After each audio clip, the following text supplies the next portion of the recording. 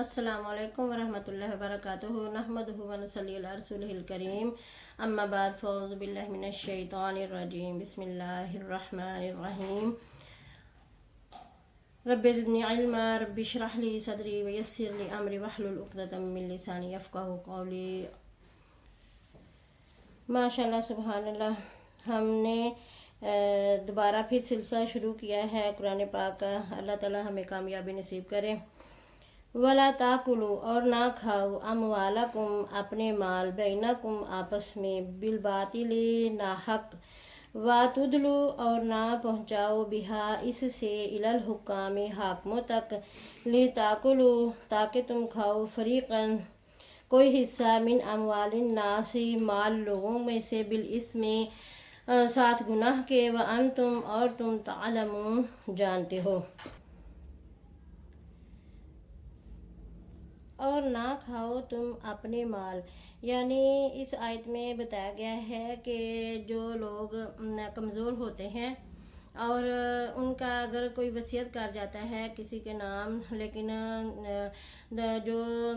ہوتے ہیں زیادہ طاقتور لوگ وہ وصیت نامہ بدل دیتے ہیں اور رشوت دے کر حاکموں کو، یعنی جج ہو یا عدالت ہو یا کوئی اور ہو تو، یا پٹواری ہو تو، وہ جائیداد وہ وصیت نامہ بدل کے تو اپنے نام کروا لینا۔ یا اسی طرح اس میں اور فرمایا گیا ہے کہ وَتُدْلُوا، اور نہ پہنچاؤ، یعنی کہ رشوت کے ذریعے، یعنی ایسا کام جو کہ عام انسان جو ہے وہ اگر رشوت نہ دی جائے تو اس کے لیے آسان ہے، لیکن بعض لوگ ایسے ہوتے ہیں کہ رشوت دے کر کام جو ہے مشکل کام کو بھی آسان کروا لیتے ہیں اور دوسروں کا حق مار دیتے ہیں اور خود اپنی مرضی سے اپنے کام کروا لیتے ہیں، اور جو غریب بندہ ہوتا ہے وہ اپنا کام نہیں نکلوا سکتا۔ اور آج کل بھی اگر ہم دیکھیں تو ہمارے ہر ادارے میں رشوت چلتی ہے، کوئی بھی ادارہ ہے اس میں دیکھ لیں،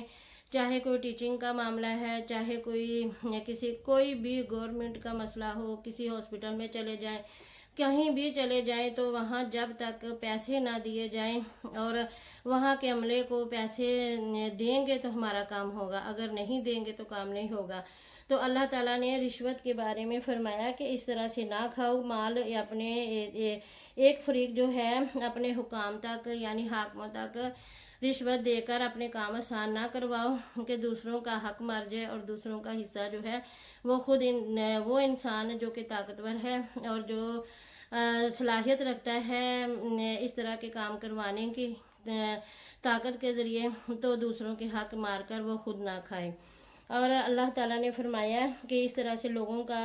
مال کھانا، ایک گروہ ایسا ہے کہ وہ لوگوں کا مال اس طرح سے کھاتا ہے تو وہ گناہ ہے اور تم جانتے ہو۔ اللہ تعالیٰ نے یہ بھی فرمایا کہ یہ تم جانتے ہو، جو بھی کوئی رشوت دے کر یا لے کر کسی کا کام کرتا ہے، اور اس سے دیکھیں کہ ہر وہ بندہ مثلا ایک لائن میں لگے ہوئے 20 افراد ہیں، لیکن ان میں سے جو 5 افراد ہیں وہ رشوت دینے کے قابل ہیں، وہ ان کے پاس اتنا پیسہ ہے کہ وہ اپنا کام جو ہے وہ رشوت دے کر نکلوا لیتے ہیں، لیکن جو باقی پیچھے رہ گئے 15 لوگ وہ بیچارے ان کا حق مر گیا اور وہ کام نہ کر سکے۔ اسی طرح نوکریاں حاصل کرنی ہو، جائیدادیں لینی ہو، کوئی بھی کام ہو تو آج رشوت جو ہے بہت زیادہ جو ہے وہ عام ہو چکی ہے۔ اسی لیے پھر جب اس طرح کی برائی پھیلتی ہے تو امیر سے امیر ہوتے جاتے ہیں اور غریب لوگ غریب ہی رہتے ہیں۔ رسول پاک صلی اللہ علیہ وسلم نے بھی رشوت لینے اور دینے سے منع فرمایا ہے، اور رشوت جو ہے اس سے انسان معاشرے میں جو ہے وہ بگاڑ پیدا ہوتا ہے اور غربت پھیلتی ہے، اور امیر سے امیر لوگ ہوتے جاتے ہیں جو کہ رشوت دے کر اپنا کام کروا لیتے ہیں، اور ان حکام کو بھی چاہیے کہ وہ یہ سب کام جو ہیں رشوت والے کاموں پہ پابندی لگائیں کہ وہ ایسا کام نہ، جو حکمران ہیں کتنے ہمارے مسلم اور پیارے رسول پاک صلی اللہ علیہ وسلم نے بھی رشوت کے بارے میں سخت منع فرمایا، بلکہ آپ صلی اللہ علیہ وسلم کی تو اتنی پیاری حدیث مبارکہ جو ہمیں بچوں کو شروع دن سے ہی سلیبس میں پڑھا دی جاتی ہے کہ الراشی والمرتشی کلاہما فی النار، پڑھا تو جاتی ہے لیکن اس پہ عمل نہیں کروایا جاتا کہ رشوت دینے والا اور لینے والا دونوں جہنمی ہیں یعنی دوزخی ہیں۔ تو اس طرح سے اگر ایسی ہم مسلمان ہیں، بطور مسلمان بلحاظ مسلمان، جب ہم اپنے پیارے رسول پاک صلی اللہ علیہ وسلم کی احادیث مبارکہ کو عام کرتے ہیں تو پھر اس کا حدیث پر عمل بھی کروانا چاہیے۔ سکولوں میں سلیبس میں پڑھایا جاتا ہے کہ الراشی والمرتشی، لیکن جو عملاً طور پر جب وہی لوگ آگے بڑے بڑے افسران بنتے ہیں، حکام بنتے ہیں، تو وہ اس حدیث مبارکہ کو بھی بھول جاتے ہیں اور پھر اس آیت کو بھی بھول جاتے ہیں، کیونکہ قرآن پاک کا ترجمہ تو بہت کم لوگ پڑھتے ہیں لیکن احادیث تو ہمارے سلیبس میں موجود ہیں، تو ہمیں سوچنا چاہیے۔ اسی طرح میرے ساتھ خود ایک واقعہ ہوا، میں ٹیچر تھی ہوم اکنامکس کی، میں پاس بھی کر گئی انٹرویو، یہ 1995 کی بات ہے، تو میری سیٹ بھی آ گئی ٹیچنگ کی، میں نے ہیڈ بننا تھا، یعنی کہ 9th 10th کلاسز کی میں ٹیچر تھی، تو میرا جب نام بھی آ گیا تو میں کس لیے رہ گئی گورنمنٹ ٹیچر بننے سے کہ مجھ سے 20,000 کی ڈیمانڈ کی گئی۔ 1995 میں بھی رشوت بہت زیادہ تھی، آج بھی ایسے ہی ہے۔ تو میں نے اتنا شوق لیا، میں اتنی پریشان ہوئی کہ میں بیمار ہو گئی کہ میں انٹرویو میں 5,000 تک لڑکیوں میں سے میں پاس ہوئی، میرا 12واں نمبر تھا، لیکن ایک 20,000 کی وجہ سے میرا جو تھا مجھے سیٹ نہ ملی، کیونکہ جو